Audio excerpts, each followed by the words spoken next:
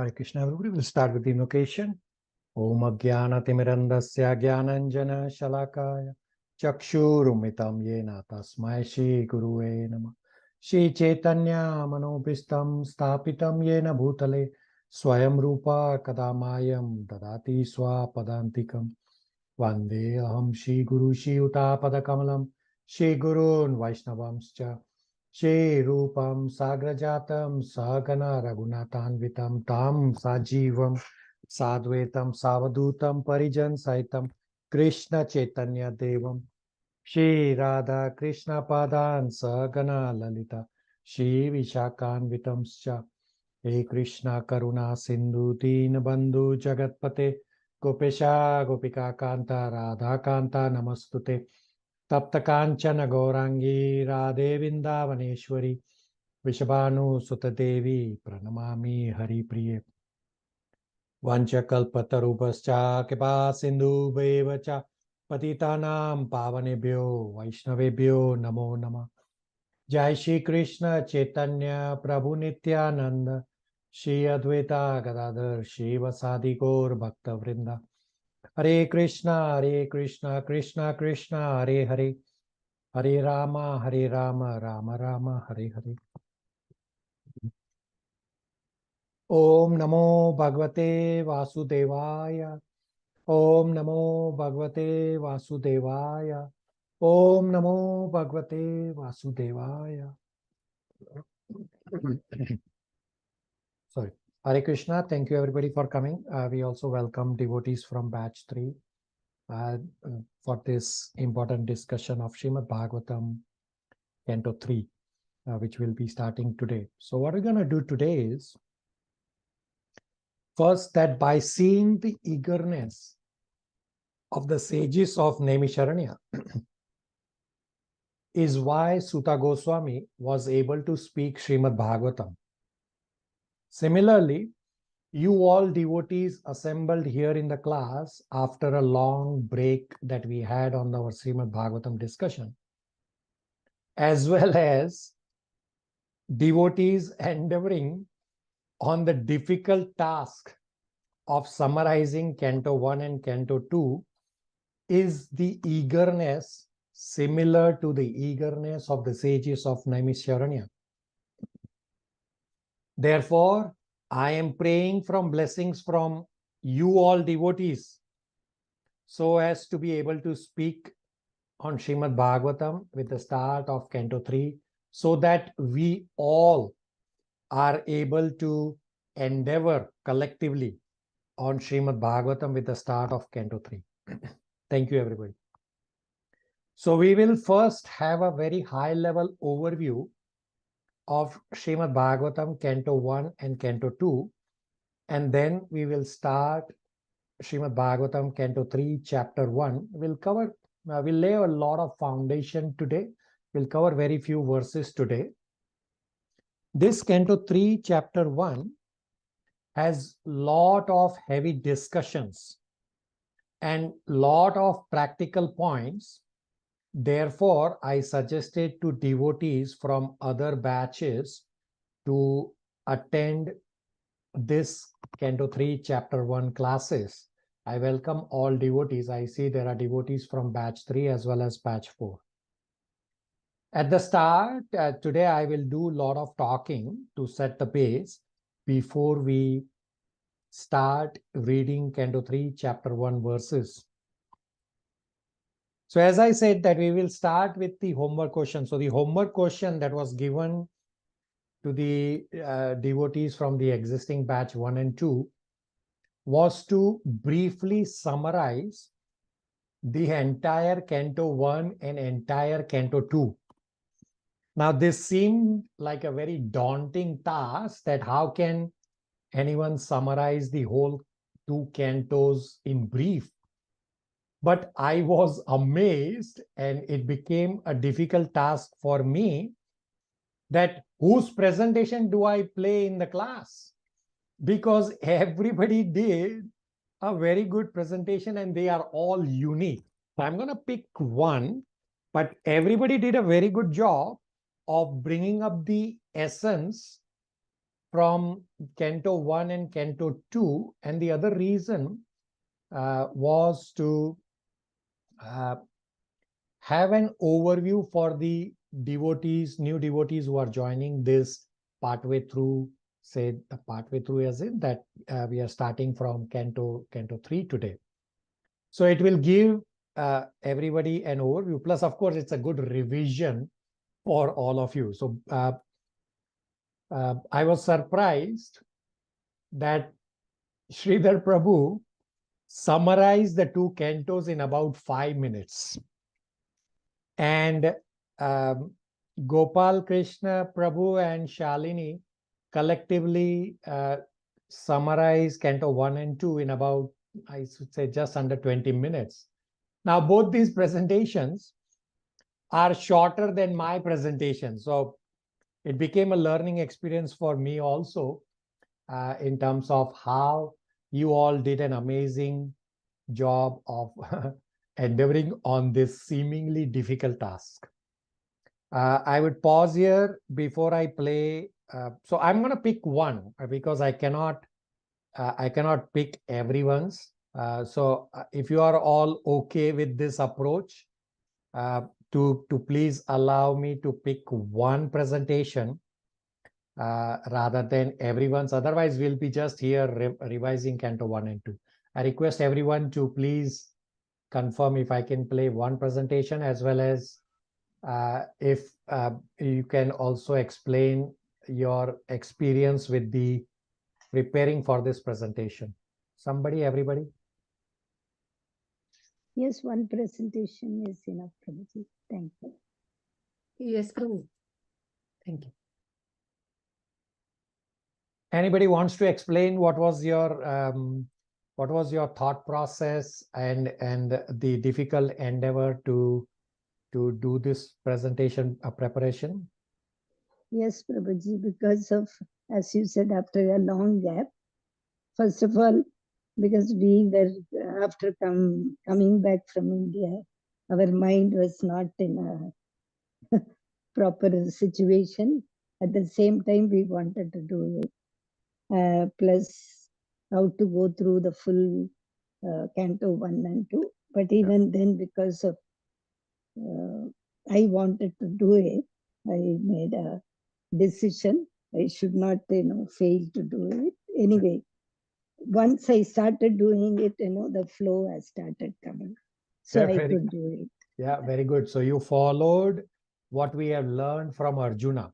When Arjuna was also in difficult situation, what Arjuna did was Arjuna remembered Krishna's instruction. So this was also a learning for all of us, that yes, when we have this break, we kind of tend to forget because I have this material contamination. So there was multiple reasons why I gave you all to revise this Canto 1 and Canto 2. And of course, this anxiety, this spiritual anxiety is something good. Not that we need anxiety all the time, but spiritual anxieties are good, that it reminds us to remember Krishna and Krishna's instruction more and more and more. So I'm going to play Gopal Krishna Prabhu's Canto 1 summary, and then I will play Shalini's Canto 2 summary. So they did it together, and this is okay. You can do it by yourself, it is okay, but we have discussed in 10.9 devotee association that you come together as a family. So our goal is that we need to have our environment as Krishna conscious as possible. So doing it together as a family is absolutely perfect as well. So I'm going to play Gopal Krishna's presentation and have an undivided attention, because this will give you an amazing overview of Canto 1 and Canto 2. Then I will also do a presentation for Canto 1, Canto 2. If you think, after hearing from Gopal Krishna and Shalini, If you think I still need to do, because both of them have already done a very good job, you still think I need to do, then I will do my presentation as well. Okay, so let me play. I will start with Gopal Krishna Prabhu's presentation, and then Shalini, and then we'll go from there.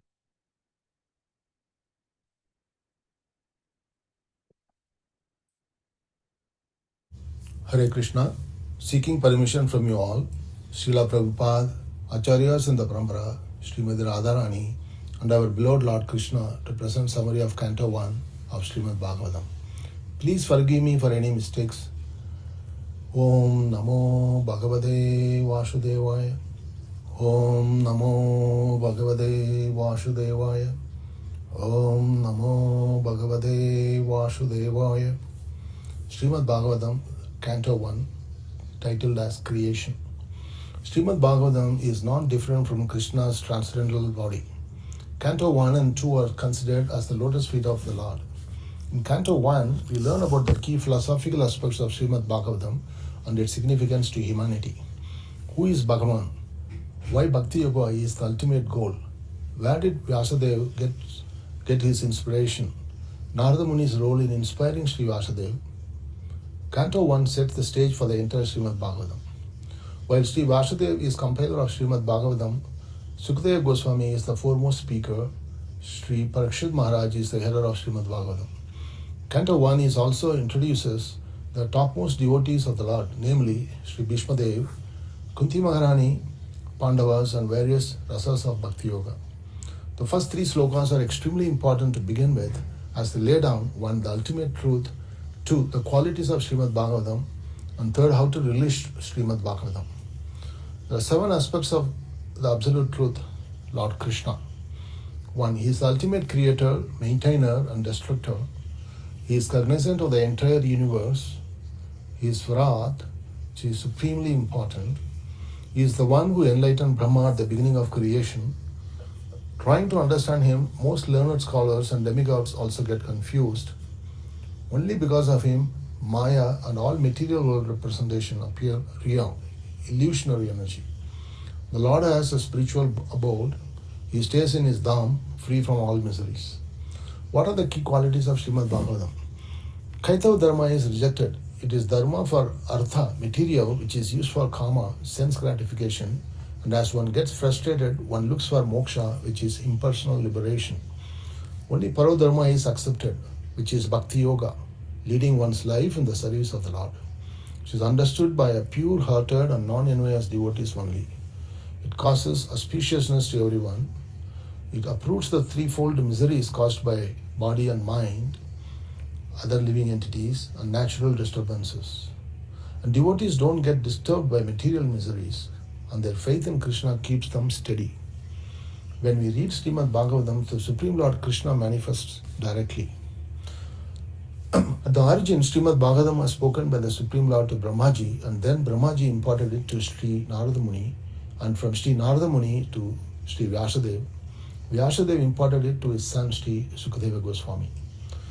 The Srimad Bhagavatam that we learn is spoken again by Sudha Goswami, who was present when Sukadeva Goswami was narrating Srimad Bhagavatam to King Sri Parikshit Maharaj. When Parikshit Maharaj was on his deathbed, wanting to know, 1. What is the duty of a person during one's lifetime? And 2. What is the duty of a person at the time of death? After the departure of the Lord, great sages assembled at Naimisharanya, one of the most auspicious places, to perform continuous sacrifices ceremonies headed by Saunak Rishi. During the process, the sages wanted to hear from Sudha Goswami, the most learned and free from all vices, about Srimad Bhagavatam. The assembled sages began with asking 6 key questions very submissively, paying all due respects to Sri Sudha Goswami. Sages were also concerned about Kali Yuga men with short lives, being quarrelsome, lazy, misguided, unlucky, and above all, always disturbed. The 6 questions and the answers to them are: 1. What is the ultimate good for the entire humanities in general? 2. What is the essence of all scriptures? The answer is, Bhakti Yoga is the essence of all scriptures. As one performs service to Vasudeva, detachment from material elements develops and attachments to God develops. Srimad Bhagavatam explains about the 14 stages of Bhakti Yoga.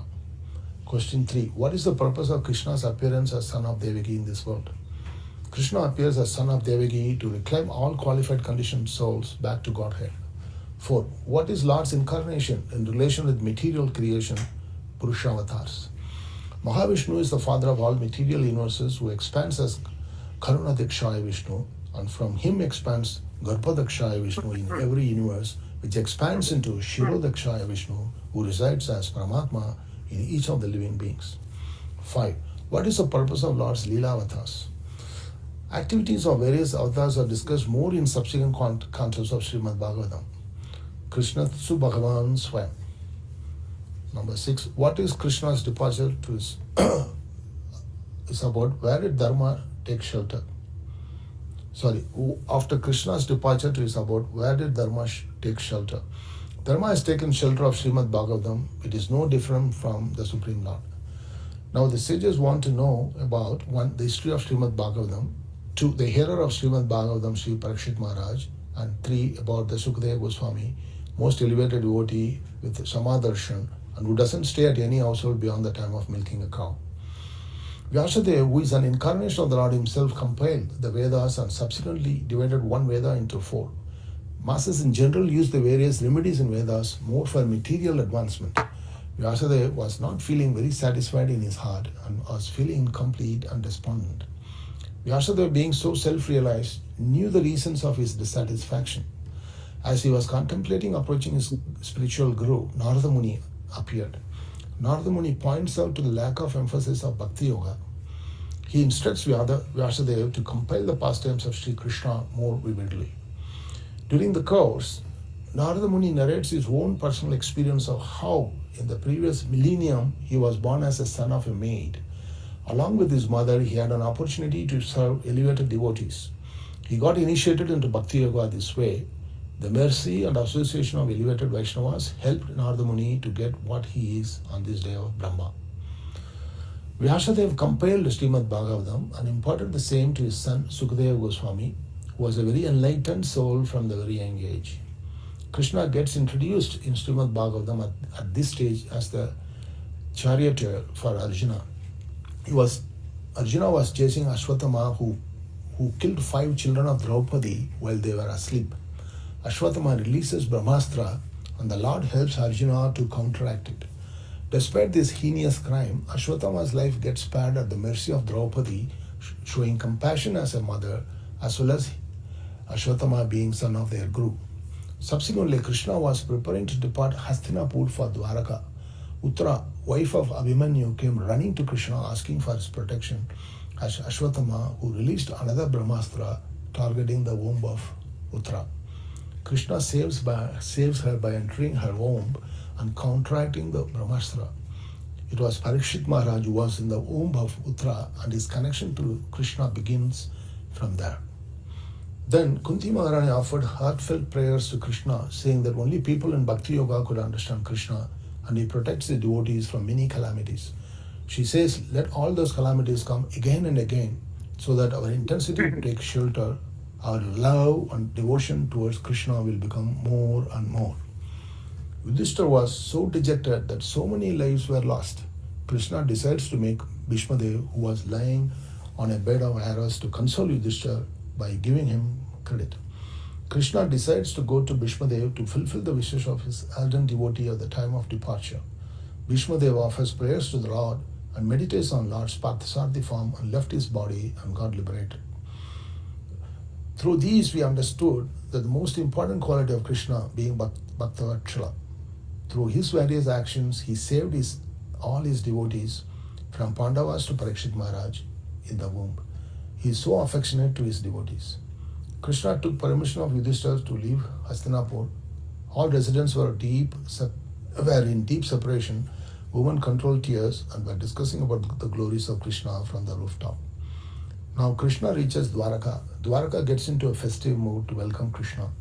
Krishna goes to see his queens, and the relationship is spiritual love and not lust. The sages wanted to hear about the hearer of Srimad Bhagavatam, Parikshit Maharaj. Sudha Goswami begins by narrating how Parikshit Maharaj was saved. And Vidura returns to Hastinapur, enlightens Dhritarashtra to make him renounce, go to the Himalayas. Dhritarashtra followed Ashtanga Yoga and renounced the world. While Vidura knew about Krishna's departure, he didn't talk about it, as devotees don't want to say anything that would agitate others' minds. Vidura too follows Dhritarashtra and Gandhari to the Himalayas with an aim to renounce the world. Yudhishthira was disturbed with the sudden disappearance of his uncle and aunt without telling him. Narada Muni arrives. He assuages Yudhishthira, saying that we are all controlled by Kala, time factor, Karma, the fruitive baggage, Guna, the modes, body, the 5 elements, entrapped soul, and how can we save another person? Narada Muni says the Pandavas should rule till Krishna departs for his abode, and hints about Krishna's disappearance. Whenever we are bewildered, only exalted devotees can give guidance. Arjuna, who went to Dwaraka with Krishna, didn't return for a prolonged period, and Yudhishthira was getting worried, and his worries get exalted with all kinds of bad omens he saw, and he was getting worried about Krishna. Upon return, Arjuna initially doesn't respond to Yudhishthira's inquiries. Finally, Arjuna laments how he feels powerless in the absence of Krishna. Subsequently, Yudhishthira transfers the kingdom to Parikshit Maharaj and decides to leave for the Himalayas. Draupadi, all Pandavas, and Subhadra too decide to leave. Yudhishthira leaves without waiting for all the others to join, signifying that ultimately one must fly his own plane on the spiritual platform. Parikshit Maharaj sets example by ruling the kingdom and looking after the citizens under his rule like a loving father, and he punished Kali. Saunaka Rishi asked Sudha Goswami, why did Parikshit Maharaj punish Kali and not kill him? Parikshit Maharaj hears that Kali has been prominent in his kingdom, and hence he travels to find out. As he travels, he finds a scene where a bull and cow were being tortured by a low-class man dressed like a king. He sees Dharma personified as bull and Dara, Mother Earth, personified as cow, having a conversation. Dharma was asking Dara, Mother Earth, why are you lamenting? And what are you lamenting about? He asked 11 questions. Is lamentation about Dharma losing 3 legs? Or cow being killed for meat eating? Or demigod being bereft of sacrifices in Kali Yuga? Or suffering of living beings? Or exploitation of women and children? Or goddess of Saraswati being mishandled by Brahmanas? Or Brahmanas serving kings for material advancement? Or disorder created by rulers? Or people living without any restrictions? Or about Krishna's absence?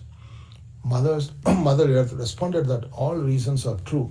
The Lord who gave the maximum association to her while he traversed this earth has departed, and how can we maintain our life? A Sudra dressed like a king means a low-class man would act like an administrator. That is the nature of Kali Yuga. 4 legs of Dharma represent 4 principles of religion, namely austerity, cleanliness, compassion, and truthfulness. And Dharma would stand only on 1 leg in Kali Yuga, which is truthfulness. Seeing this scene, Parikshit Maharaj lifts his sword and wants to punish Kali, but asks Dharma and Mother Earth to narrate the experience undergone at the hands of Sudra and the reason for their state. Dharma responds by saying that he doesn't know who the cause is of their suffering. Dharma said he was bewildered and asked Parikshit Maharaj to identify the cause. Dharma, being the personality of religion, didn't blame anyone. He said, I am suffering because of my own cause. The key takeaway is here. In Kali Yuga, people are confused about the causes of all sufferings. And secondly, we suffer because of past deeds sanctioned by Krishna. Krishna is the cause of all causes. A Vaishnava doesn't blame others and takes responsibility for their sufferings.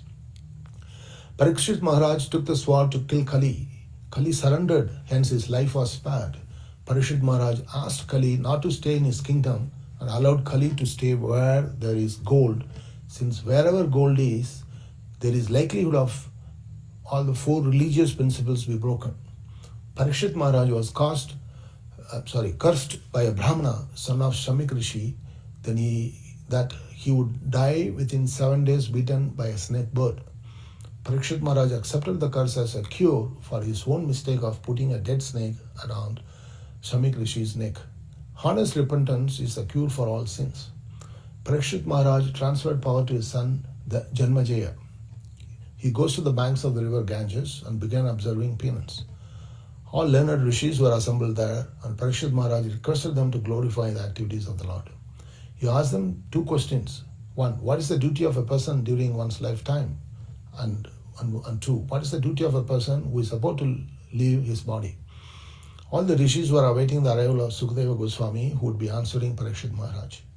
Parikshit Maharaj welcomes Sukadeva Goswami with all due respect offered to an elevated Vaishnava and spends the remaining life hearing about the glories of the Lord.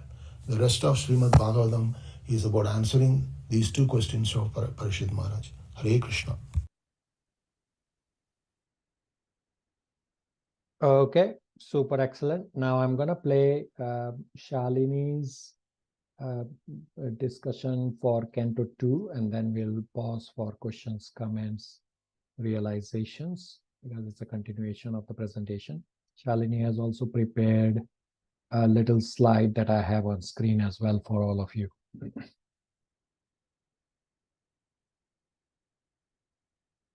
Hare Krishna, dear devotees, Dandavat Pranam, please accept my humble obeisances, seeking permission from you all, Srila Prabhupada, all gurus in disciplic succession, and Sri Sri Radha and Krishna.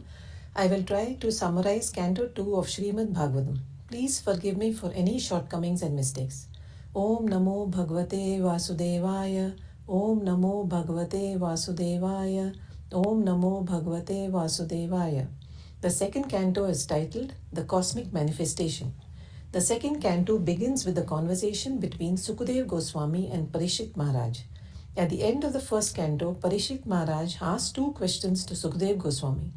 What a person is supposed to do throughout life and what a person is supposed to do when he is going to die. Sukadeva Goswami answers these questions by saying that a person throughout life has to hear about Krishna, chant about Krishna, and remember Krishna, and in the time of death he has to do the same. This is the only way to uplift one from material entanglement and take one to the spiritual world. Like this, Sukadeva Goswami glorified the process of Bhakti Yoga at the beginning of the second canto. To compare Bhakti Yoga with Ashtanga Yoga, Sukadeva Goswami describes how a neophyte yogi with material desires can meditate upon the Virat Roop or the universal form of the Lord. He also describes how an advanced yogi who is detached could meditate on the Paramatma form of the Lord. Finally, he said that the practice of Bhakti Yoga is better than Ashtanga Yoga. Only by Bhakti Yoga one can transcend this material world and attain the lotus feet of the Lord. He also said that Brahmaji has conclusively established that Bhakti Yoga is the topmost spiritual path. Later, Sukadeva Goswami explained that people worship many demigods for material benedictions. And he says, even if somebody has material desires or someone who desires liberation or a bhakta with no desires, he must worship Krishna only. 2.3.10 Akama sarva kamo va moksha kama udaradi tivrena bhakti yogena yajate purusham param. Parikshit Maharaj wanted to hear about the Lord's activities that are connected to the material creation and the activities in the spiritual platform. Sukadeva Goswami answers the questions. First, he offers his heartfelt prayers to the Supreme Lord and then quotes a conversation between Brahmaji and Narad Muni. Once Narad Muni had asked 6 questions to Brahmaji about the universe, its characteristics, how it is created and conserved, and what it is composed of. Lord Brahma answers all these questions, saying that Lord Narayana is the basis and foundation of the universe. He says that he only creates whatever has been already created by the Supreme Lord. Thus, the Lord is the primary creator and Brahmaji is the secondary creator. He describes the activities of the Purusha avatars, that is, the process of creation of the material universe. Then he explains the various Leela avatars, that is, the pastimes of the Lord and his incarnations. If we constantly hear about the pastimes and practice bhakti, the Supreme Lord will manifest in our hearts quickly. This was the conviction of Parikshit Maharaj. Parikshit Maharaj asked Sukadeva Goswami many more questions, and he also asked him to ask any questions that he has not asked. Sukadeva Goswami then quotes a conversation between Lord and Brahma. Lord Brahma, in the beginning of creation, heard the words tapa tapa and started doing austerities for 1,000 years. Mahavishnu, being pleased, asked him to ask for benedictions. Brahmaji asked 4 questions which were answered by the Lord in the Chatursloki Bhagavatam. The entire Bhagavatam was spoken to Brahma by Krishna in just 4 verses, and Brahmaji expanded it and spoke to Narad Muni. The process of establishing a relationship with the Lord is explained. A devotee uses his body and mind in the service of Krishna, and those who constantly engage in devotional service, Krishna gives buddhi or intelligence. By the shining lamp of knowledge, ignorance is thus removed. Brahmaji tells Narad Muni that he has given the knowledge of Srimad Bhagavatam and that he should expand this knowledge everywhere so that people can become devotees of the Lord and can take the process of Bhakti Yoga. Sukdev Goswami then explains 10 topics of Srimad Bhagavatam. Sarga, primary creation by the Lord. Visarga, secondary creation by Brahmaji. Sthanam, right situation for the living entity. Poshanam, maintenance. Uttaya, impetus for activity. Manvantara, reign of Manus. Isha Anukata, topics of the Lord or signs of God. Nirodha, winding up. Mukti, liberation. Ashraya, supreme reservoir or shelter. The first 9 topics is to impart knowledge for the 10th topic of supreme reservoir. The second canto concludes that pure devotional service unto Krishna is the topmost spiritual path and Srimad Bhagavatam is the answer to all questions. Hare Krishna. Okay. Please let me know if this is a spectacular summary of Canto 1 and Canto 2, and please let me know if you want me to present, because both Gopal Krishna and Shalini have done a spectacular presentation. Yes, Canto 1, Prabhuji, Canto 2. both are excellent preparations. Hare Krishna. Prabhuji, spectacular is a small word. However, out of this superfluity, I wish to listen to you also, your presentation. Okay. Rest of you? Yes, Prabhu. Yes, Prabhu. Yes, Prabhu. We'd like to listen to us. Yes, Prabhu, we want to listen to your presentation also. Okay. So let me also do a quick summary of Canto 1 and Canto 2. Many of the points you will notice are almost similar to what we heard from Gopal Krishna and Shalini. Some of the points are different in what I am talking. Does not mean that what I am saying are more important, or does not mean what they have said are more important. No, everybody, whatever is saying is everything important. We are trying to summarize. It's just that you can only talk so much when you are giving a high level overview. Otherwise, if we try to summarize with all points, we need a lot more time. So everything is important, and even the other presenters who have not yet played their presentation, some prepared with notes, they are all also relevant and important and appropriate essence of everything. So let me do a quick summary of Canto 1 and Canto 2. Srimad Bhagavatam, the first 3 verses are very, very important and lay the foundation. Srimad Bhagavatam 1.1.1 starts with the word Dhimahi. Dhimahi means one should meditate upon Srimad Bhagavatam. Krishna is the absolute truth, and know Krishna as the absolute truth based on the Swarupa Lakshana. Swarupa Lakshana means personal characteristics or essential characteristics or intrinsic symptoms of Krishna. The intrinsic quality of Supreme Personality of Godhead, Lord Shri Krishna, is that he is Satyam Param Ishwaram, meaning he is the absolute truth.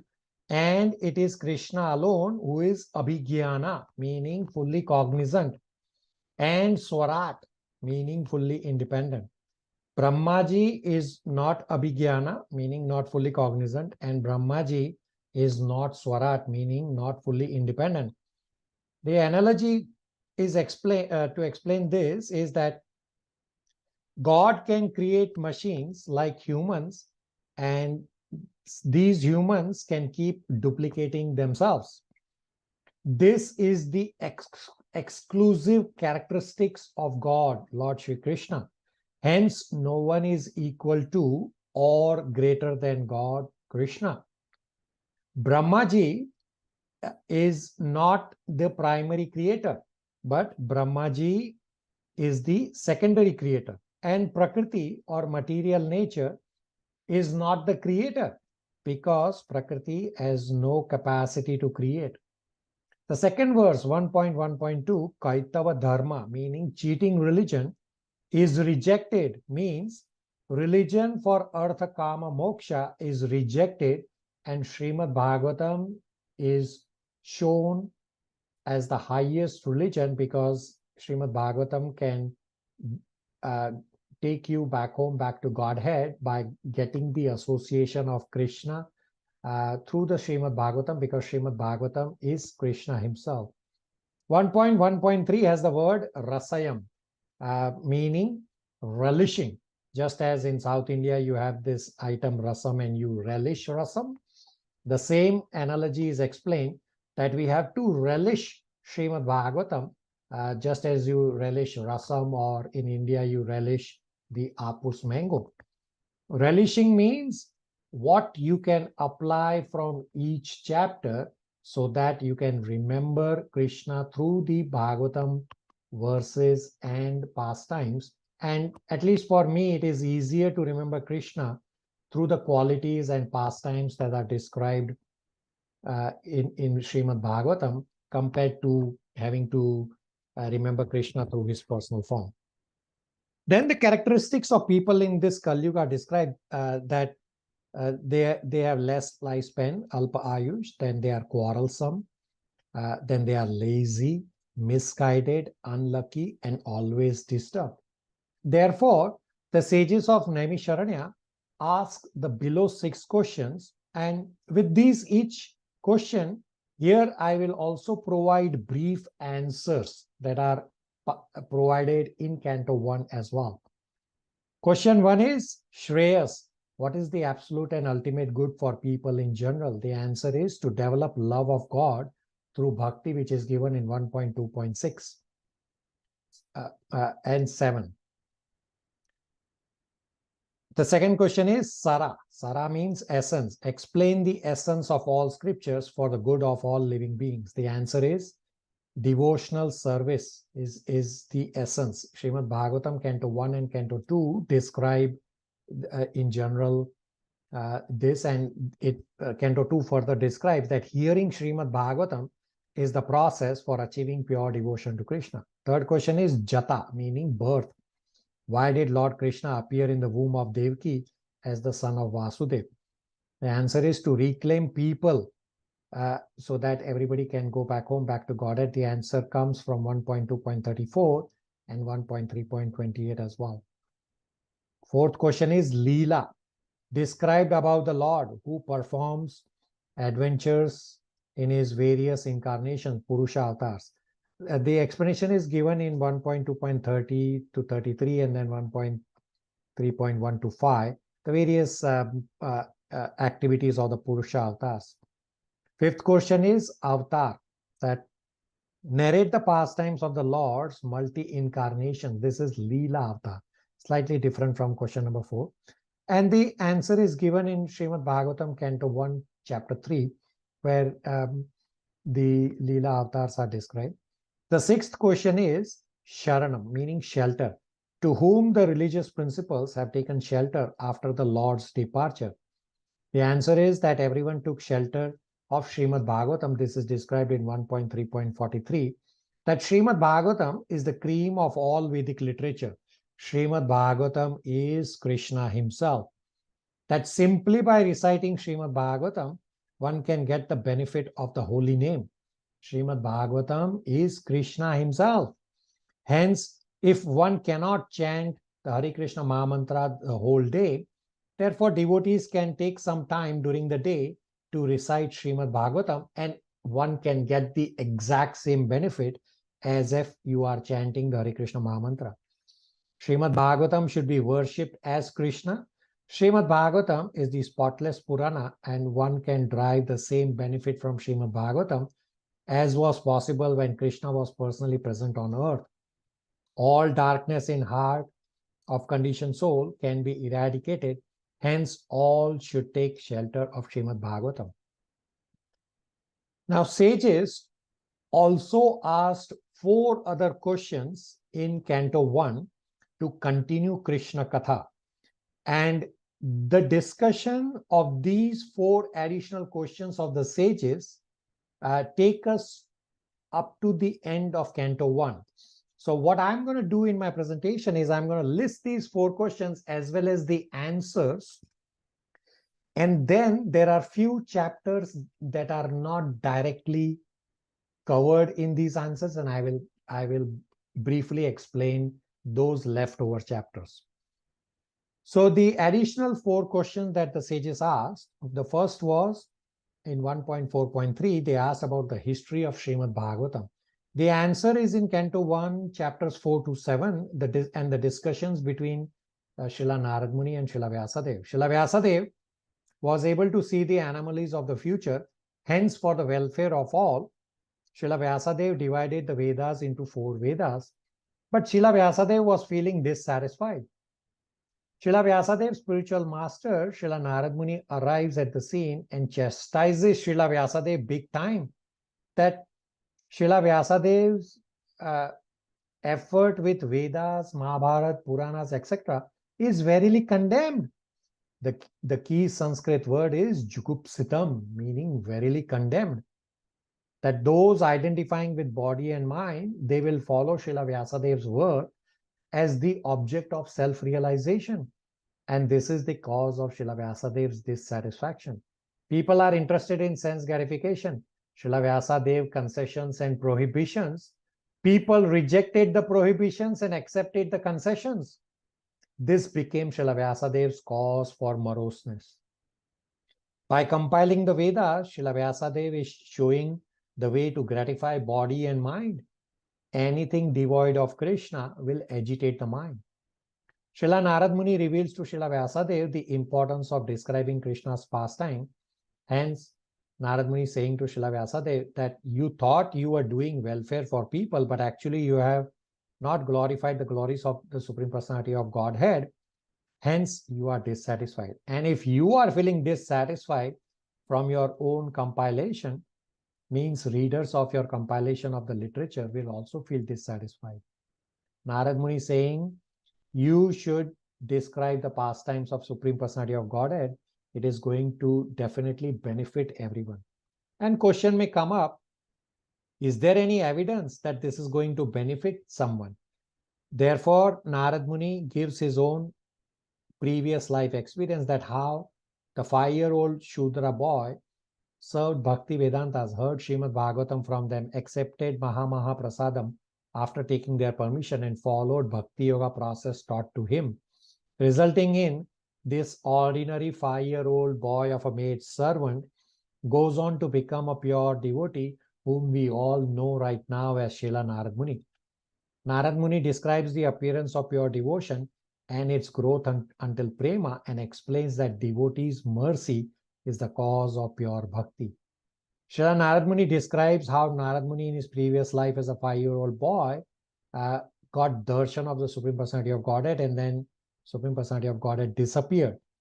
Srila Prabhupada says that one cannot demand the Lord to appear, but the Lord appears with sincere attempts of devotional service on the part of the devotee.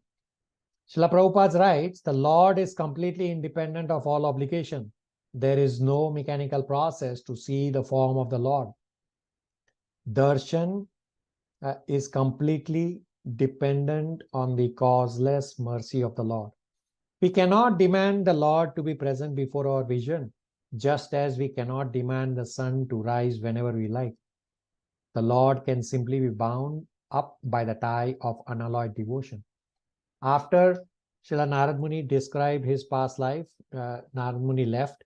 Then Srila Vyasadeva also followed the process of Bhakti Yoga that he had learned from his spiritual master Srila Narad Muni. By Bhakti Yogena, Srila Vyasadeva meditated upon Krishna. bypass the effulgence and Paramatma. Srila Vyasadeva saw that Krishna controlling the energies, which is described in Bhagavad Gita 9.10. Maya Adhyakshena Prakriti. Jiva identifying with material nature, which is described in Bhagavad Gita 15.7. Mama eva amsha jiva loke jiva bhuta sanatana. Manashashastani indriyani prakrtistani karsati. And Srila Vyasadeva saw how Jiva so strongly caught up by Maya. Therefore, they had the Karsati, which is described in 15.7. Karsati means struggling. The solution is Bhakti Yoga. Sufferings can be mitigated by the Bhakti Yoga process. The second of the four questions, the four additional questions that the sages asked is in 1.4.9, the birth and activities of Parikshit Maharaj. Krishna protects Parikshit Maharaj in his mother's womb from the Brahmastra of Ashwatthama because Krishna is Bhaktavatsal, very affectionate towards the devotees. Krishna is very practical. He is not stuck with the vow that he will not pick up weapons. He does not want to remain just as a moral person who never breaks his vow. Rather, he wants to be known as Bhaktavatsal. Then Krishna was meticulously pleased by the prayers of Kunti Maharani, and they are described which are at pure devotional level, where Kunti Maharani describes the qualities of Krishna, such as Param Purusha, Ishvara, Atmaram, Bhaktavatsal, Akinchana Gochara, Akinchana Vittaya. He is eternal time, then Samam Charanam. He bewilders all, and he is feared by fear personified. The height of pure devotion of Kunti Maharani is, she says, let all those calamities happen again and again. And she says, this is a blessing for me, the calamities. Why? Because by these dangers, calamities, we will remember you, Krishna, again and again. And by remembering you, Krishna, again and again, we will no longer come back to this miserable material world again. Next, the beautiful prayers of Bhishma Deva are described. While Bhishma Deva is lying on the bed of arrows, about to leave the body, Bhishma Deva is praying to Parthasarthi form of Krishna for Rati. Rati means attachment. Then the activities of Parikshit Maharaj are described, that Parikshit Maharaj was an ideal king. The state under Yudhishthira Maharaj as well as Parikshit Maharaj was a welfare state in real terms, because no one was unhappy. Animals and humans were treated as equal citizens of the state. Parikshit Maharaj wanted a statement from Dharma, represented by bull, as to who hurt the bull and the cow. But a devotee's attitude towards suffering is that even if devotee sees mischief mongers, they do not accuse them for the sufferings inflicted, because one who identifies the perpetrator himself becomes the perpetrator.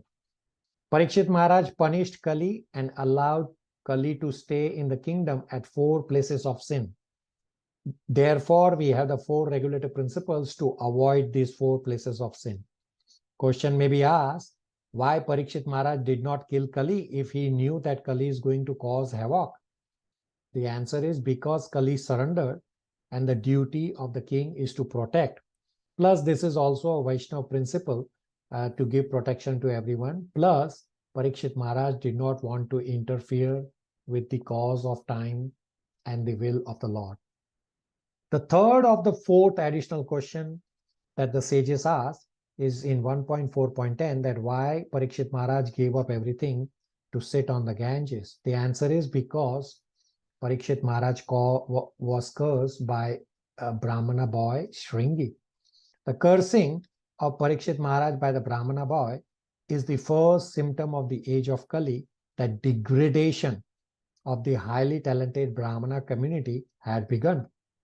Parikshit Maharaj did not counteract on the curse because Parikshit Maharaj did not want to interfere with the current of time. Rather, Parikshit Maharaj prepared himself to meet death very cheerfully and properly. Parikshit Maharaj sat down on the bank of Ganges for his imminent death and bowed down to the sages. Bowing down is the first sign of how great offender is saved. Parikshit Maharaj, by all this, is teaching us how to prepare for death. meaning prepare for death in presence of devotees. The fourth question of the 4 additional questions that the sages asked is in 1.4.6 to 8, that how Sukadeva Goswami was perceived in Hastinapur. Upon Parikshit Maharaj's inquiry, sages are giving different opinions, some saying follow some yoga, some saying do charity, meaning there were different prescriptions given and there was no consensus. At this time, Srila Sukadeva Goswami arrives and Parikshit Maharaj asks 2 very important questions to Sukadeva Goswami. And the answer to these 2 important questions is in Canto 2 up to the end of Canto 12. I will describe the questions as well brief answers right now.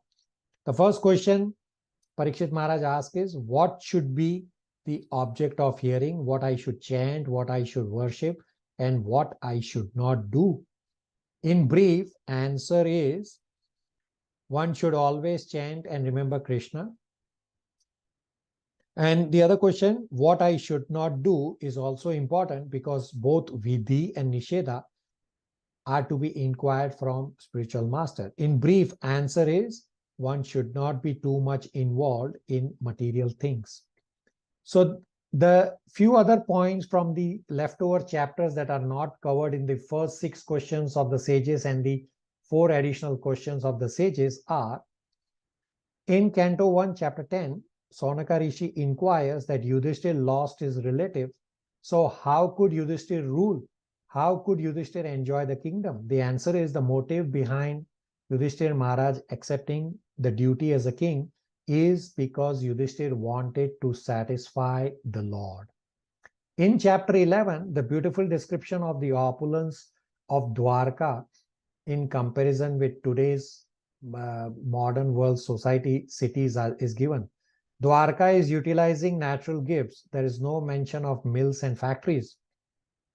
Mills and factories are seen as advancement in material world, but advancement should be of finer instincts using milk, butter, and spirituality should be the barometer to judge advancement of the material world. Dwarka has fruits, flowers. We should be going back to nature and protecting animals. Also describes how Krishna is not an immoral person. The queens are expansions of internal potency. Therefore, there cannot be even a tinge smell of mundane lust in them. In chapter 13, Vidura returns to Hastinapur after Vidura's meeting with Maitreya Muni while Vidura was on the pilgrimage. Remember this discussion, we will discuss at the start of Canto 3 that this is one of the connecting point at the start of Canto 3 from Canto 1. That Vidura, in this chapter 13, Vidura chastises Dhritarashtra and asks Dhritarashtra to get out of the house instead of living a degraded life. That see the influence of the time based on past experience, hence seek protection of the Lord. These strong words pierced through Dhritarashtra, and Dhritarashtra left the palace, performed Ashtanga Yoga, and left his body. In chapters 14 and 15, upon disappearance of Lord Krishna, Arjuna could not speak and is shedding tears because Arjuna has lost his most dear friend, Lord Shri Krishna. Arjuna is remembering how Arjuna and Krishna were deeply connected as friends, how Krishna supported him all along. Arjuna remembered the Bhagavad Gita instructions imparted directly by the Lord, and thus Arjuna was pacified, just as many of you followed the same process that Arjuna followed in trying to recall Canto 1 and Canto 2. That is super excellent on all of your parts. The 5 Pandavas left for Goloka Vrindavan without asking Draupadi. Draupadi also did not think, oh, no one is caring for me. Why? Because at the end of life, when one has to go back home to Godhead, everyone has to take care of himself without getting help or without help rendered by anybody else. Just as when you are flying an airplane, one cannot take care of other airplane. Help is offered by spiritual masters and Guru, Sadhu, and Shastra on the ground before flying your airplane. But while crossing the sea, one has to take care of himself and utilize the instructions formally received. And Draupadi as well as Subhadra also attained the same result as the 5 Pandavas, that without changing their bodies, they reach the destination of Godhead. This concludes Canto 1. Now, briefly, Canto 2. Canto 1 and Canto 2 are the lotus feet of Krishna. In Canto 2, Sukadeva Goswami describes how bhakti is supreme, in that instead of worshipping other personalities like Godhead, as well as the Chatur Shloki Bhagavatam is described. Towards the end of Canto 1, Parikshit Maharaj inquired with Sukadeva Goswami that out of all the different duties, what duty a living being must execute in all circumstances, and what is the duty of one who is just about to die. Sukadeva Goswami first replies on what one should not do, meaning nisheda, prohibitions. In Krishna consciousness, there is vidhi of chanting 16 rounds, and there is nisheda, prohibitions of the 4 regulative principles. If one is not able to follow all vidhis, still one should continue chanting with a target to come to 16 rounds as soon as possible. With nisheda, the 4 regulative principles, we cannot say that today I will not follow the 4 regulative principles, but tomorrow I will follow the 4 regulative principles. Meaning the point is, nisheda are very powerful. Vidhi cannot be broken, but vidhi can be relaxed. Nisheda cannot be broken at all. Therefore, nisheda is explained first. In Srimad Bhagavatam, Canto 2, Chapter 1, materialistic way of life is described, that how foolish materialistic men waste their precious human form of life, working hard during the day to make money and sleeping at night, instead of focusing on the ultimate solution to end birth, death, old age, and disease, and to go back home, back to Godhead. The solution to end Janma, Mrityu, Jara, Vyadhi problem of life is to follow the Bhakti Yoga process. And Shalini in her presentation recited the most appropriate verse, that by all means one should worship Krishna with full endeavor. The key word is Tivrena Bhakti Yogena Yajate Purusham Param. Sukadeva Goswami gives his own example as evidence for following Bhakti Yoga process, that Sukadeva Goswami is fully realized. Still, he took up the study of Srimad Bhagavatam and being attracted by the pastimes of the Lord. Plus, Sukadeva Goswami gives reference from scriptures about Katvanga Maharaj. The key point from Katvanga Maharaj's example is that one should utilize one's life to in glorifying the Lord instead of prolonged wasteful life. In Canto 2, Chapter 2, rejection of Karma Kanda is described. Relevance of accepting minimum necessities in life by a devotee is described. Sukadeva Goswami gave instant process and the gradual process of liberation. In the instant process, one should fix mind on universal form, get free from contamination, fix mind on the Vishnu Murti in the heart, then one will attain perfection. In the gradual process, there are different destinations that those desirous to see other planetary systems and entities in heavenly planets, that how they are enjoying, or some others may want some siddhis, or some may also want to go Brahmaloka. All these processes are described. The solution is to use the time and effort to meditate on the Supreme Personality of Godhead. In Canto 2, Chapter 3, Sukadeva Goswami discusses pure devotional service, that how a person engages in devotional service, and the destination and process of pure devotional service is also described. Importance of devotional service is repeated in Chapter 3 because people are attached to material possessions, children, wealth, etc. When one is engaged in worshipping demigods, then one gets temporary and insignificant benedictions. In Chapter 4, Parikshit Maharaj inquires about creation.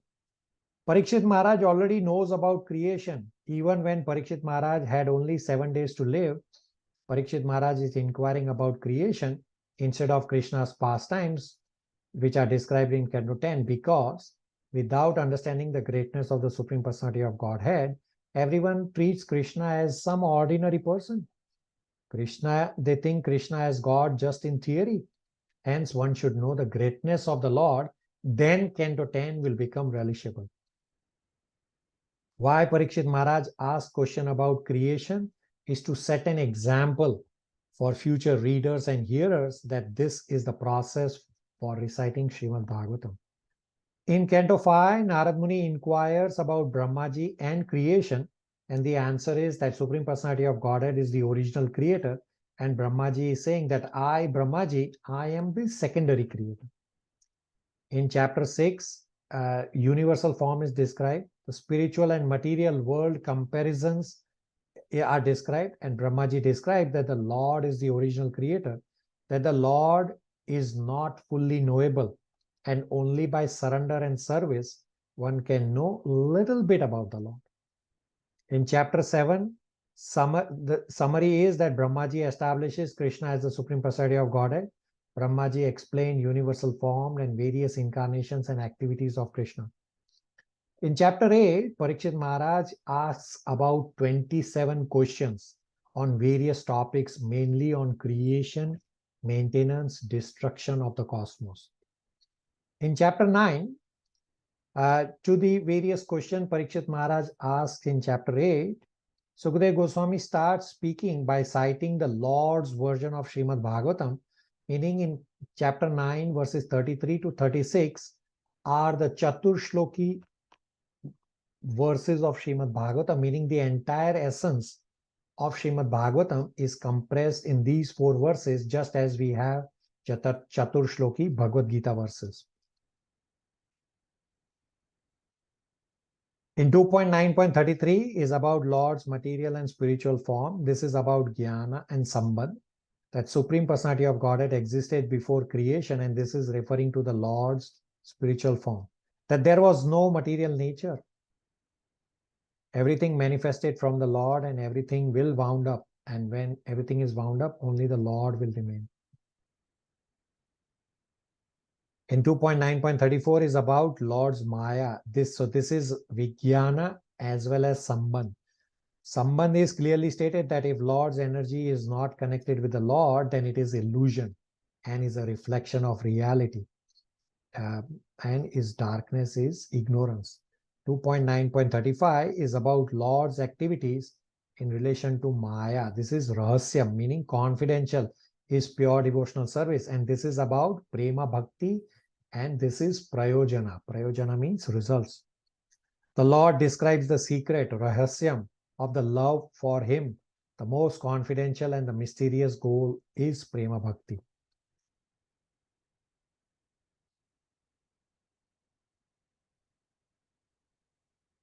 So I described 2.9.35 also, that these are the activities in relation to Maya. And 2.9.36 is about Tad Angam, meaning is about Sadhana Bhakti, and this is Abhideya. Abhideya means process. In 2.9.36, Krishna says one must search for that absolute truth, which is determined as the best by obtaining positive results through the performance. That search is by the sadhana bhakti, hence this is Abhideya. The last point is in chapter 10. 10 subject matters of Srimad Bhagavatam are described. First is Sarga, primary creation by the Lord. Second is Visarga, secondary creation by Brahmaji. Third is Sthanam, meaning right solution for, Sthanam means right situation for living entities. Sthanam can be spiritual and material. Fourth is Poshanam, maintenance. Fifth is Utaya, impetus for activity. Sixth is Manmantra, reign of the Manus. 7 is Ishanukatha, science of God. 8th is Nirodha, winding up. 9 is Mukti, liberation. 10th is Ashraya, supreme reservoir. Supreme shelter for all living entities is the Supreme Personality of Godhead. Lastly, Sonaka Rishi wants to continue hearing Krishna Katha. Hence, Sonaka Rishi recalls Srimad Bhagavatam 1.13.1 that Suta Goswami had previously spoken about Vidura, that how Vidura received knowledge of the self from the great sage Maitreya Rishi. So please tell us about Vidura and Maitreya Samvad. This leads to the start of Canto 3 with the conversation between Vidura and Maitreya Muni. That is not a short but a little longer summary of Canto 1 and Canto 2. I will pause here for any questions, comments, realizations.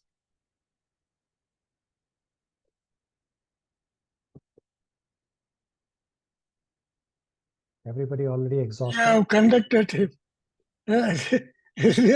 Absolute refresher of Canto 1 and 2 and linking us with Canto 3. Okay. Sonam? Hare Krishna Prabhuji, Prabhuji. Hare Krishna. I'm sorry.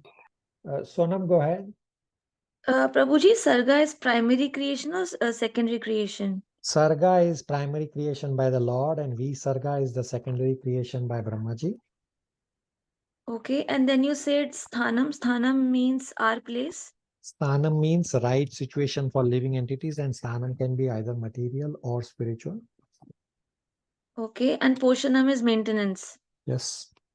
And after that you said Udaya. Udaya means? So Uttaya means impetus for activity. Okay, okay Prabhuji. And after Uttaya I missed that word before Sham Katha. Okay. So I'll repeat all 10. One is Sarga, second is Visarga. Sarga is primary creation, Visarga is secondary creation. Sthanam is right situation of living entities. Fourth is Poshanam, maintenance. Fifth is Uttaya, impetus for activity. Sixth is Manmantra, reign of the Manus. 7 is Ishanukatha, science of God. 8th is Nirodha, winding up. 9 is Mukti, liberation. 10 is Ashraya, supreme reservoir, supreme shelter for all living beings is Supreme Personality of Godhead. Thank you Prabhuji. Okay. So I'll still do a lot of talking for the start of Canto 3. Have undivided attention. So we will start with a connecting link from the previous cantos as to how we are here at the start of Canto 3. So as I was doing the Canto 1, Canto 2 presentation, I did point out to those connecting points, and I will start with those connecting points. So many times readers of Srimad Bhagavatam fail to see the chronological connection between the various cantos. In Canto 1, Chapter 1, sages asked 6 questions. So question may be asked that from those 6 questions, which question is the connecting link to the Canto 3? In Canto 2, mostly Sarga, meaning primary creation is described. In Canto 3, there is some more discussion on Sarga, and then there is further lot more discussion on Visarga. Visarga means secondary creation by Brahmaji. In Canto 1, Chapter 1, verse number 17 is question number 4 of the first 6 questions that the sages asked.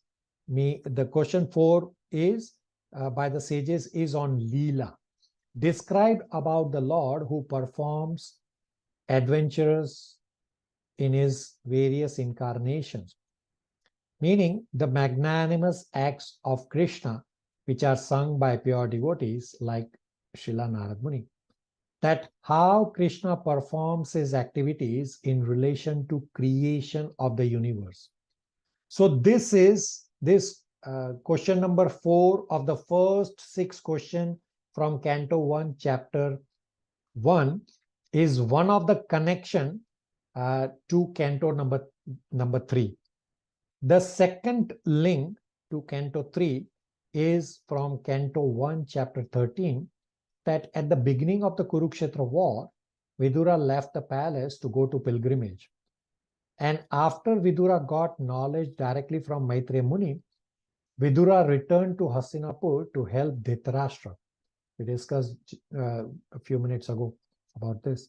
So this is the second connection to Canto 3, that at the end of Canto 2, sages brought up this point about Vidura getting instruction from Maitreya Muni. And this discussion between Vidura and Maitreya Muni is how Canto 3 starts. Everybody with me in terms of the connection? Yes, Prabhu. Yes, Prabhu. Yes, Prabhu. Okay. My next couple of statements have undivided attention. The hierarchy of Srimad Bhagavatam. One hierarchy we all know that we have seen at the Srimad Bhagavatam overview class, that Krishna spoke Srimad Bhagavatam to Brahmaji, Brahmaji spoke Srimad Bhagavatam to Srila Narad Muni, Narad Muni spoke to Srila Vyasadev, Srila Vyasadev spoke to Sukadev Goswami, Sukadev Goswami spoke to Parikshit Maharaj, where Suta Goswami was also present, and then Suta Goswami spoke Srimad Bhagavatam to the sages of Naimisharanya, which is the Bhagavatam that we are reading right now.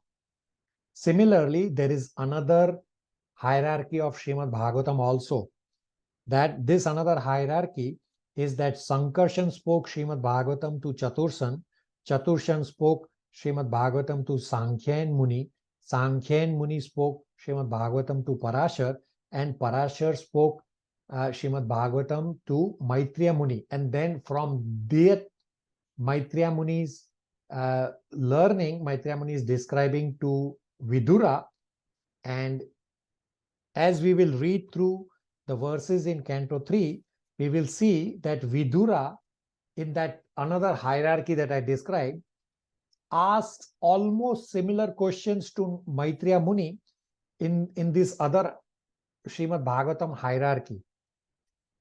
And these questions are almost identical to what Parikshit Maharaj asked to Sukadeva Goswami in the first hierarchy that we know.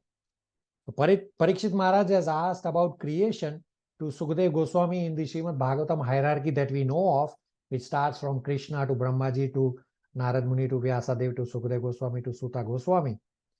And in Canto 2, this brief discussion about Sarga, primary creation, is given, and little discussion about Visarga, secondary creation, is discussed in Canto 2. Hence, the discussion between Sarga and Visarga, Sukadeva Goswami continues in Canto 3, referring to the conversion between Vidura and Maitreya Muni at the start of Canto 3 as the answer to the questions of Parikshit Maharaj.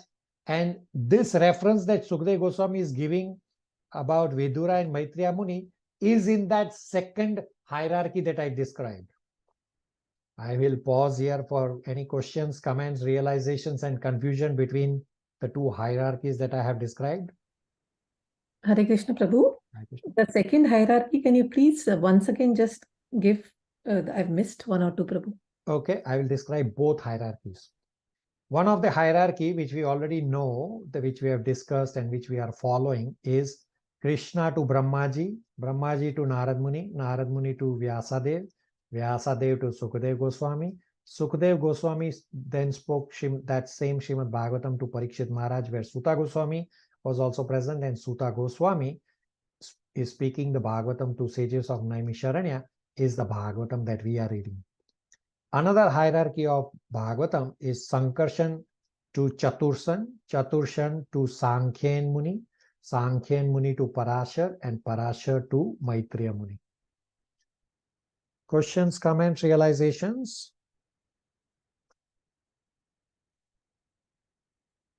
Everybody on the same page in terms of what I just described about the various hierarchies? Sonam? Prabhuji, can you repeat that statement where you said that Sukhdev Goswami Let me told repeat. Parikshit? Yeah, I understand. So in the second hierarchy that I described, now there is no first or second. Okay, I'm just describing first or second in terms of identifying which hierarchy I'm referring to. The first hierarchy, I'm calling it, which started from Krishna to Brahmaji all the way to Suta Goswami. The second hierarchy is from Sankarshan to Chaturshan all the way to Maitreya Muni. So in the first hierarchy that of Srimad Bhagavatam, Parikshit Maharaj asked questions about creation, etc. And the answer is given by Sukadeva Goswami. Sukadeva Goswami, in responding to Parikshit Maharaj, refers to the conversations between Maitreya Muni and Vidura about creation, which is there in the second hierarchy. Because the questions of Vidura to Maitreya Muni about creation in the second hierarchy are almost identical, if not literally identical, to the questions that Parikshit Maharaj asked to Sukadeva Goswami in the first hierarchy of Srimad Bhagavatam. Sonam and everybody? Yes, Prabhuji, it is now clear. It's like a flashback. Like Yeah, very Srimad good. Bhagavatam starts with Sukdev Goswami Parikshit Maharaj, then it goes into the past and it comes back again. It's like a flashback. Very good word, flashback. It is very appropriate understanding and realizations by Sonam. Rest of you are all on the same page?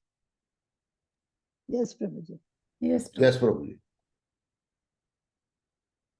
So I will give you the flow of Canto 3. Now, this Canto 3 is going to take us a very long time.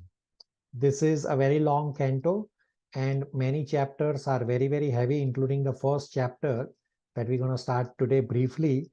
Will take us roughly 4 classes. It's probably the longest length of classes for a chapter that we have covered so far. So the first 4 chapters of Canto 3 is a discussion between Vidura and Uddhava, and meaning Vidura and Uddhava meeting, as well as Vidura and Maitreya Muni's meeting. Chapters 5 to 12, creation is described, both primary and secondary creation. Then chapters 13 to 19, there is a little diversion where Varaha Avatar is discussed. Then chapter 20 is a summary of the second creation, and chapter 20 is a continuation from where chapter 12 left off. Chapters 21 to 24, the incarnation of Lord Kapila is described, and the marriage of Kardama Muni and Devahuti is described. Chapters 25 to 33 are again very heavy chapters, where Lord Kapila's instruction to Devahuti are described. Lord Kapila is an incarnation of Lord Krishna himself. So as we know that in Srimad Bhagavatam there are units, and units cover few chapters. So Canto 3 starts with unit number 8. Unit number 8 covers Srimad Bhagavatam, Canto 3, chapters 1 to 4. Unit 8 is titled Vidura, Maitreya, Uddhav, and Krishna. Canto 3,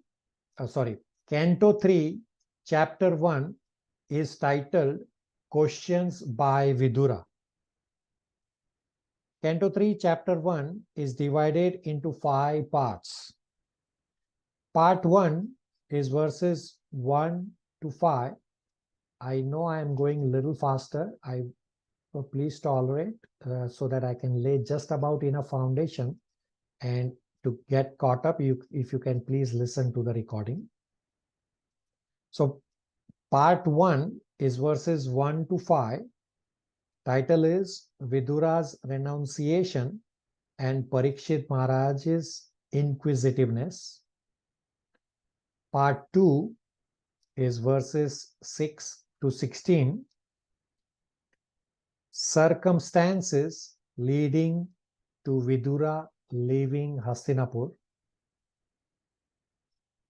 Part 3 is verses 17 to 25. Vidura's pilgrimage.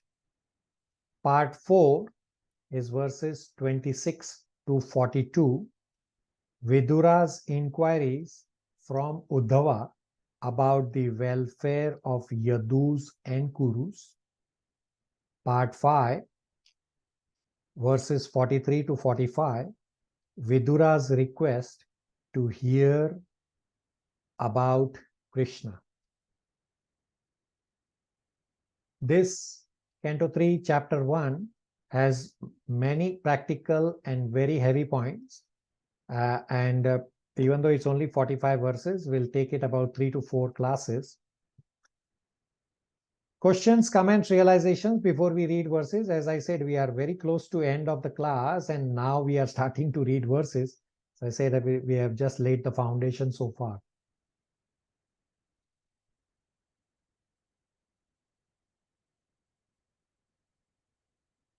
Sonam, quickly.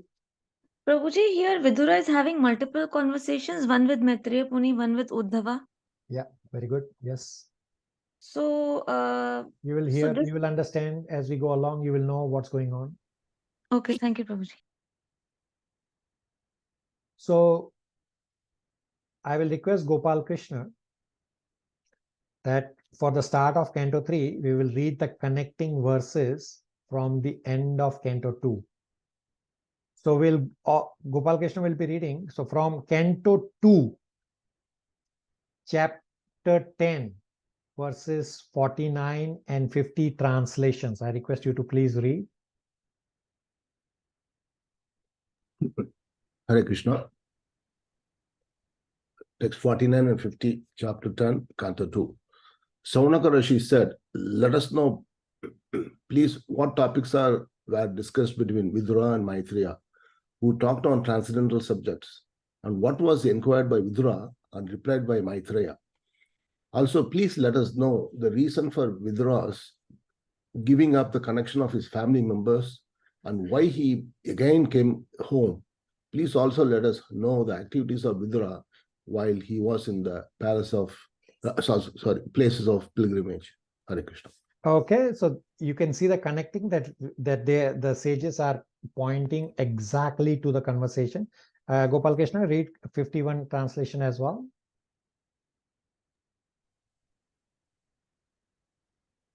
'51 translation. Sri Sita Goswami explained, I shall now explain to you the very subjects explained by the great sage in answer to King Parikshit's inquiries. Please hear them attentively. Hare Krishna. Okay, now Gopal Krishna will continue. Now we'll read Canto 3, Chapter 1, verses 1 and 2 translations, and you will see the connecting link, what we just read from the previous verses. Hare Krishna. Canto 3, Chapter 1, text 1 and 2. Text 1. Sukadeva Goswami said, after renouncing his prosperous home and entering the forest, King Vidura, the great devotee, asked this question of His Grace Maitreya Rishi. Text 2. What else is there to say about the residential house of the Pandavas? Sri Krishna, the Lord of everything, acted as your minister. He used to enter that house as if it were his own, and he did not take any care of Duryodhana's house. Hare Krishna. So Vidura left home, and Vidura's home is described by Sukadeva Goswami as very prosperous because Krishna visited Vidura's house. Pandava's house was also visited by Krishna. Therefore, it was very difficult for Vidura to leave such a home. When Krishna came to Hastinapur as peace messenger, and Duryodhan had arranged a big reception for Krishna. But Krishna did not go to Duryodhan's place, but Krishna went to Vidura's house, meaning Krishna accepted Vidura's home and Pandava's home as his own. Therefore, it was very difficult for Vidura to leave such a home. We'll read in the purport. You can read at your own pace as part of your homework, that Vidura took advantage of family misunderstanding to meet Maitreya Muni.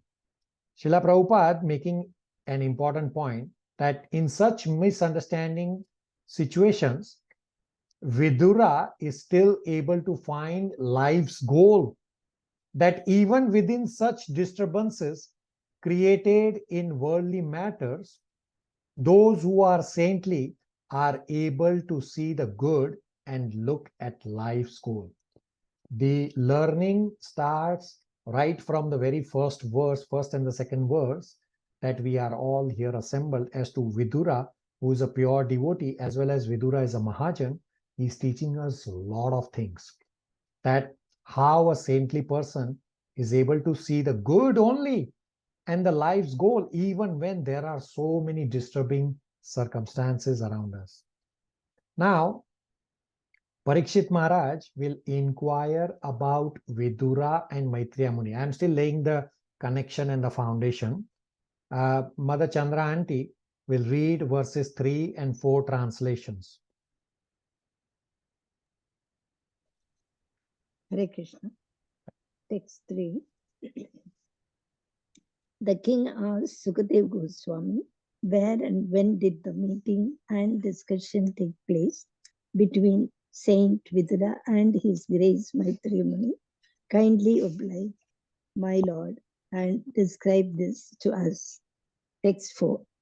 Saint Vidura was a great and pure devotee of the Lord, and therefore his questions to His Grace Sri Maitreya must have been very purposeful, on the highest level, and proved by learned circles. Okay. In the purport, the answer is given. I will ask you this question. What is the difference between karma and karma yoga? All of you? What is the difference between karma and karma yoga? Hare Krishna Prabhu. I can try, Prabhu. So karma is basically the fruitative activities, Prabhu, and karma yoga is, the fruitative activities, but in keeping God in the center. Okay, very good. So correct answer, and Prabhupada explains this in the purport, that Prabhupada saying that different class of people in the society, they meet and discuss, but they don't discuss about spiritual life. They only discuss about worldly things. But a great devotee meets another great devotee, they only discuss spiritual topics. Therefore, Parikshit Maharaj is inquiring about the meeting of Vidura and Maitreya Muni, knowing that they are both elevated devotees. So there must have been some spiritual discussion, and I want to know about this, because Parikshit Maharaj is also interested to continue hearing Krishna Katha. So the difference between karma and karma yoga is that karma is for sense gratification. Karma yoga, on the other hand, is for the pleasure of the Lord. Okay, we'll read the last verse for today. We are bang at 9:30 p.m. 9:30 a.m. here in Toronto time. Let's see. Who wants to read? Sridhar Prabhu, verse number 5 translation. If Kalyani can please read. Hare Krishna Prabhu, I would go ahead, Prabhu. Is that okay? Yeah, for sure. Sri Suta Goswami said, the great sage Sukadeva Goswami was highly experienced and was pleased with the king. Thus, being questioned by the king, he said to him, please hear the topics attentively. Hare Krishna. Okay, so Sukadeva Goswami is the highest among sages, and Sukadeva Goswami is pleased by Parikshit Maharaj's questions. Hence, Sukadeva Goswami is saying, hear very attentively. I will pause here for any questions, comments, realizations, and I'm going to give you all homework. So in the batch number 5, I have replaced the word homework with the word spiritual endeavor. Homework seems like I am in grade 1. So I'm going to give you spiritual endeavor to do before you come to the next class. But first I will pause for any questions, comments, realizations. I'm pretty sure everyone will be feeling overwhelmed with the voluminous, fast-paced information that I have offloaded today. Hare Krishna Prabhu. Just We one have realization. enhanced our threshold level. Sridhar Prabhu, go ahead first. Sorry, Prabhu. Yeah, so the conversation between Vidura and Maitreya, I could just try to realize, Prabhu. It refers to 10.9 Bhagavad Gita shloka of the Chatur Shlokis. Yeah, very good. How Yeah, very good. Very good remembrance and cross-linking.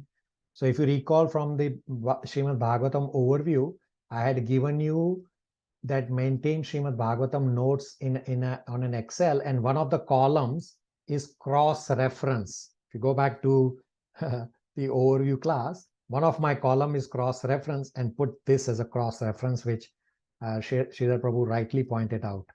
Okay, very good. Uncle wanted to say something. By offloading heavy doses, you have enhanced our threshold level to observe. Okay, very good.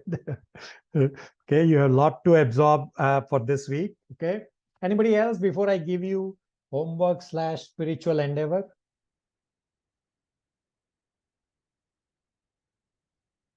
I want to hear from the batch 3 and batch 4 devotees. Has this been helpful or overwhelming? I'm pretty sure it will be overwhelming.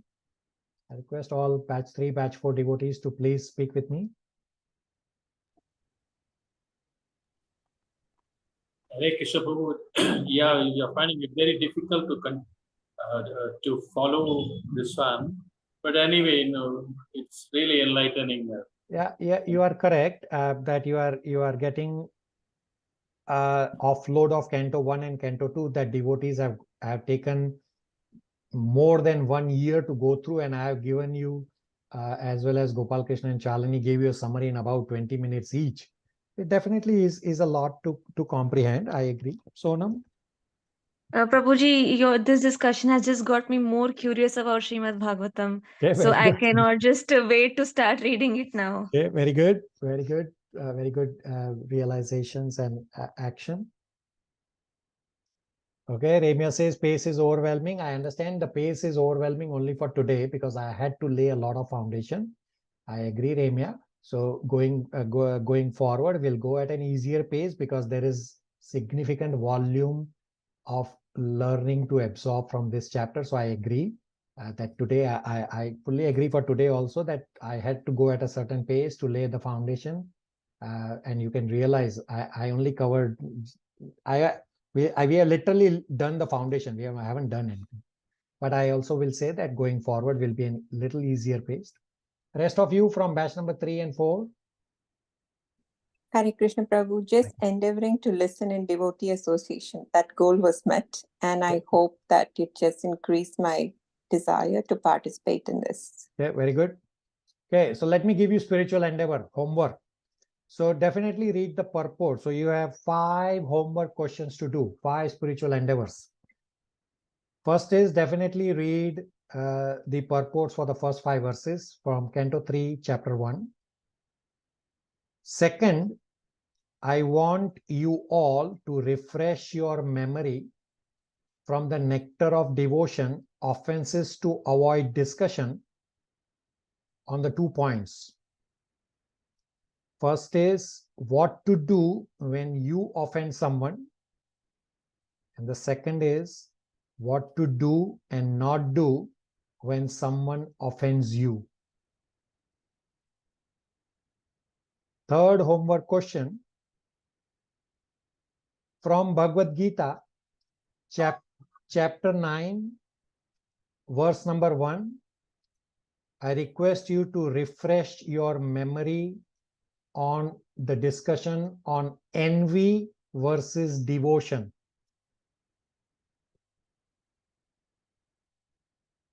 Number 4, from Bhagavad Gita 15.15, refresh your memory on the point that Krishna gives knowledge and forgetfulness. Number 5, from Srimad Bhagavatam, Canto 1, Chapter 17, refresh your memory on the responses and actions of Dharma, the bull, and Earth, the cow, to Parikshit Maharaj when Parikshit Maharaj wanted to know who hurt the cow and the bull. The key word for this last question is perpetrator. Somebody wants to quickly repeat the 5 spiritual endeavors that you are supposed to do. You don't have to send anything to me. Just come prepared with all of this. This will become our discussion points for our upcoming classes. For the 2 homework questions about not two, just one, about Canto 1, Chapter 17, about Dharma and Earth, about the perpetrator. I request Shalini, if you can please connect with all devotees from batch number 3 and 4 and just give them a brief overview of what that discussion is. It's there in the first, I would say, about 10-15 verses, Canto 1, Chapter 17. It will take about 10-minute discussion, if it is possible for Shalini to do it. Hare Krishna Prabhu. Yes, Prabhu, I can do it. So you can set up one time instead of doing it one by one. Set one time and go from there. Okay, somebody wants to quickly repeat. We are already over. Hare Krishna Prabhu, I can try, Prabhu. Yeah. The question 1 is read purports, Canto 3, Chapter 1, 1 to 5. Second question is go through Nectar of Instructions and Nectar of Devotion. Oh, sorry. Nectar of Devotion. Under offenses to avoid, what should one do when you offend someone, and what should you do when someone offends you? Yeah, so the second question is what to do and not do when someone offends you. Then question 3 is Bhagavad Gita, Chapter 9, verse 1. Refresh your memory about envy versus devotion. Question 4, Bhagavad Gita, Chapter 15, Text 15. Refresh your memory to find out where Krishna gives knowledge and forgetfulness both. Question number 5, Srimad Bhagavatam, Canto 1, Chapter 17. Discuss the responses and actions of Dharma and Bull to Parikshit Maharaj when Parikshit Maharaj wants to know who hurt them. The key word here is perpetrator. Okay. Very good. Okay, we have gone over. We have to get started with the batch number 5 class shortly. We will stop here. Hare Krishna, everybody. Hare Hare Krishna. Krishna Prabhuji, Hare Krishna everyone. Thank you. Hare Krishna. Hare Thank you. Krishna